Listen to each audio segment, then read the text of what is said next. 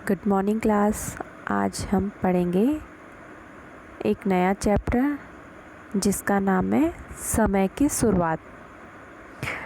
जब समय की शुरुआत हुई तो जो मानव था वो एक आदि मानव था, ठीक है। बाद में वो आधुनिक मानव हुआ। आज जिस रूप में हम मानव को देखते हैं, ऐसे लोग हमें कब मिलते थे? 1,60,000 साल पहले ये पैदा हुए थे। ये क्या करते थे? शिकार करते थे, मांस खाते थे और कंदमूल फल खाते थे, और जो फूल के बीज होते हैं उनका ये भोजन करते थे। धीरे धीरे क्या है, इनमें बदलाव आने लगे। इन्होंने क्या किया कि जो पत्थर के औजार होते हैं उनको बनाना शुरू करा। इनको क्या है कि ये बाद में इनको जब उन्होंने पत्थर देखे, नुकीले देखे, तो उन्होंने क्या किया कि उन्होंने सोचा इसका कोई औजार भी बन सकता है। तो उन्होंने पत्थर के औजार बनाना फिर शुरू किया। बाद में इनको क्या है, बात करने के लिए पहले ये इशारों में बातें करते थे, फिर बाद में इन्होंने क्या किया, वो बातचीत करना सीखा इन्होंने, यानी बोलना सीखा इन्होंने, आदि मानव ने। ठीक है। अब हम आदि मानव के इतिहास की जानकारी हमें कहाँ से मिलती है? वो मिलती है हमको जीवाश्म से, पत्थरों के औजार से और गुफाओं की चित्रकारी से हमें जानकारी प्राप्त मिलती है। तो पत्थरों के औजारों के बारे में आपको पता है कि जो पत्थरों को वो नुकीला करके उसको औजार बनाते थे, और जो गुफाओं की ये चित्रकारी थी उसमें ये अपना जीवन व्यतीत करते थे। अब जीवाश्म किसे कहते हैं?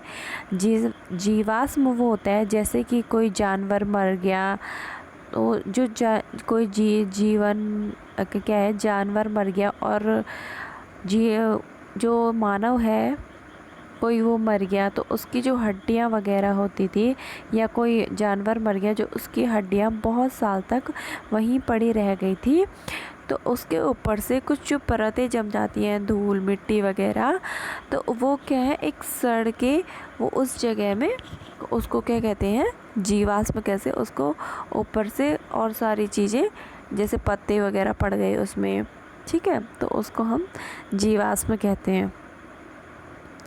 अब आता है हमारा जो आधुनिक मानव थे उनके पूर्वज कैसे थे। जो हम आज की डेट में आधुनिक मानव के हमारे जो पूर्वज थे वो कैसे थे? पहला है हमारा प्राइमेट था, फिर वो प्राइमेट से होमोनिड में हुए, फिर वो होमोनाइड और होमोनिड में हुए, ठीक है। अब क्या है, प्राइमेट्स और होमोनिड। अब प्राइमेट्स क्या थे? एशिया और अफ्रीका के से ये उद्भव हुए। इन्हें वानर कह लो या लंगूर कह लो, कुछ भी हम इनको कह सकते हैं। ये फिर क्या हुए, ये मानव में शामिल हुए, ठीक है। फिर इनके जो शरीर पर बाल थे वो कैसे थे? प्राइमेट्स के बहुत लंबे लंबे इनके शरीर पर बाल होते थे।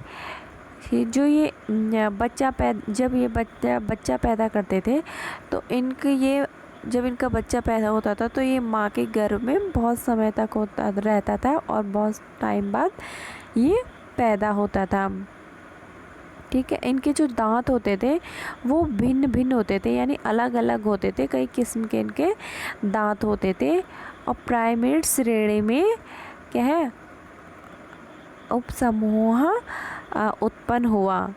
इससे उत्पन्न होकर क्या बना? एक होमोनाइड बना। जब प्राइमेट की जो श्रेणी क्या है, एक उपसमूह बना, उससे होमोनाइड बना। अब होमोनाइड क्या थे?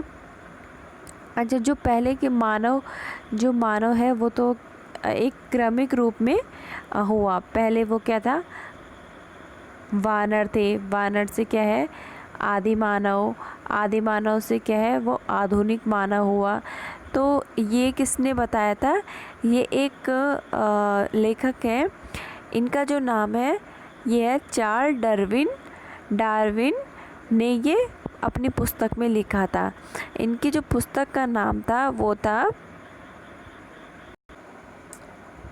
On the origin of the species. इन्होंने एक अपनी बुक में भी लिखा था, ठीक है। जो मानव है वो बहुत समय पहले जानवरों के क्रमिक रूप में विकसित होकर वर्तमान रूप में आया। अब है हमारा नेक्स्ट टॉपिक होमोनाइड। इससे एक जो समूह निकला होमोनाइड। अब होमोनाइड क्या था?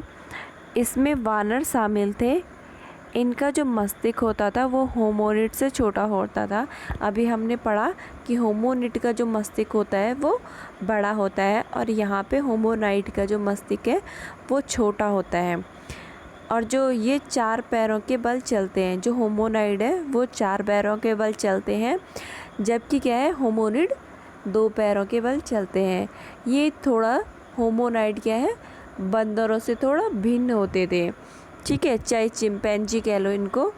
इनकी जो क्या है शरीर का इनका बंदरों से थोड़ा बड़ा होता था।